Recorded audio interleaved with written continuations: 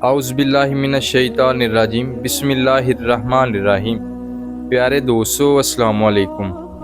آج کی اس ویڈیو میں ہم آپ کے سامنے حضرت پیر مہر علی شاہ صاحب گولڑا شریف والے اور ایک عیسائی پادری کے درمیان ایک دلچسپ اور تاریخی مناظرے کی روایت پیش کرنے جا رہے ہیں۔ پیر مہر علی شاہ صاحب نے نہ صرف عیسائی پادریوں کے ساتھ کامیاب مناظرے فرمائے بلکہ مرزائیوں اور دیگر فتنوں کے بھی دندان شکن جواب دیے۔ آئیے آپ کو ایک ایسے ہی ایمان فروز واقعے کی طرف لے چلتے ہیں۔ ایک دن آپ رحمت اللہ علیہ کی مجلس برکسات ہونے کے قریب تھی اور ایک عیسائی پادری فال بین برہمن حاضر ہوا اور نجوم کی باتیں کرنے لگا۔ اس نے بڑی عقیدت سے کہا، حضور، آپ کا مطلع اس وقت اونچ کمال پر ہے اور آپ کا ستارہ تیسرے پابے پر چمک رہا ہے، اور اس طرح کی دوسری نجومی باتیں کرنے لگا۔ اس پر حضرت پیر مہر علی شاہ صاحب رحمت اللہ نے پرملاطفت انداز میں دریافت فرمایا، کیا ان سب باتوں کے باوجود آخر میں موت نہیں ہے؟ برہمن نے کہا، حضور، موت سے تو چارہ نہیں، اس سے مفر ممکن نہیں۔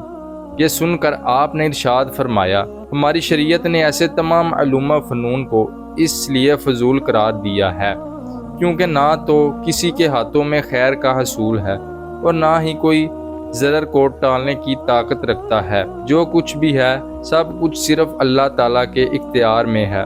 پھر اچھے اور برے ہونے کے علم کو جاننے کا کیا فائدہ جب انجام کار کا فنا ہی مقدر ہے؟ تو پھر خوشی اور غم دونوں برابر ہو گئے۔ جیسا کہ کسی نے کیا خوب کہا ہے، اے ساقی، ہم بحر فنا کے کنارے پر بیٹھے اس انتظار میں ہیں کہ جانے کب ہماری عمر کا پیمانہ لبریز ہو۔ اس پل کو غنیمت جانو، یہ سارا حقیر سلسلہ لمحے بھر میں مٹی ہونے والا ہے۔ اس کے بعد برہمن نے آگے کہا کہ شمال مغرب کی سمت میں کچھ گوگن اور فساد کے آثار نظر آئے ہیں۔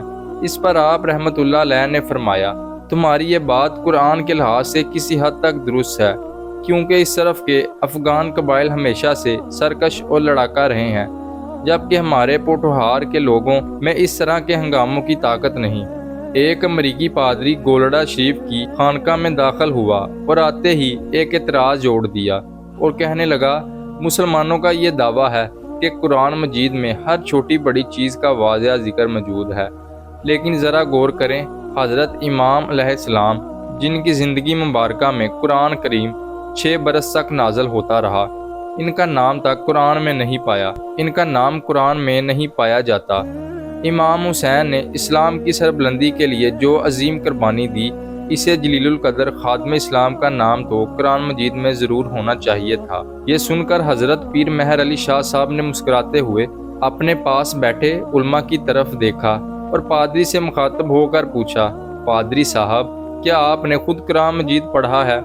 پادری فخر سے بولا، ہاں جی، میں نے قرآن پڑھا ہے اور اس وقت یہ قرآن میری جیب میں ہی موجود ہے۔ آپ نے فرمایا، اچھا تو پھر ذرا ہمیں بھی قرآن پڑھ کر سنائیے، جہاں سے آپ کا دل چاہے تلاوت کیجیے۔ پادری نے پوری شان اور اچھے طریقے سے بیٹھنے کے بعد عربی لہجے کے ساتھ قرآن کریم پڑھنا شروع کر دیا۔ اعوذ باللہ من الشیطان الرجیم، بسم اللہ الرحمن الرحیم۔ ابھی پادری نے اتنا ہی پڑھا تھا کہ قبلہ عالم قدس سرہ نے اپنے مبارک اشارے سے اسے روک دیا اور فرمایا، پادری صاحب، بس یہیں رک جائیے اور ذرا غور سے سنیے۔ آپ نے جو اعوذ پڑھا وہ تو قرآن کریم کا حصہ ہی نہیں ہے۔ اصل آغاز بسم اللہ الرحمن الرحیم سے ہوتا ہے۔ اب ابجد کے حساب سے اس کے اعداد دیکھیے، جو کہ پورے 786 بنتے ہیں۔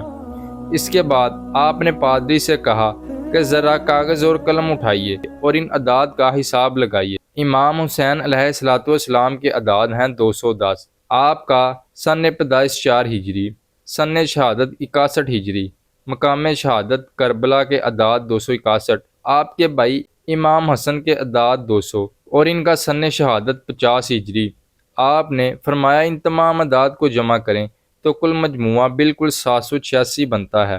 پادری صاحب، قرآن مجید کی پہلی سطر بسم اللہ الرحمن الرحیم کے اندر حضرت امام علیہ السلام کا مبارک نام، آپ کا سن پیدائش، سن شہادت، آپ کے بھائی کا نام اور دونوں بھائیوں کے امام ہونے کا پورا ثبوت موجود ہے، اور اگر آپ اس سے آگے بڑھیں گے تو ان کی حیات مبارکہ کے اور بھی بہت سے واقعات آپ کو مل جائیں گے۔ پادری، یہ عجیب و غریب علمی معجزہ پادری سن کر حیران رہ گیا۔ اس نے عاجزی سے اعتراف کرتے ہوئے کہا، عربوں کے علم، ہندسہ، جفر اور اس نوعیت کے دیگر علوم کا ذکر تو میں نے یورپ کے مستشرقین کتابوں میں پڑھا تھا، لیکن مجھے ذرا بھی اندازہ نہیں تھا کہ مسلمانوں نے ان مخفی علوم کے اندر اتنی گہرائی اور تحقیق کر رکھی ہے۔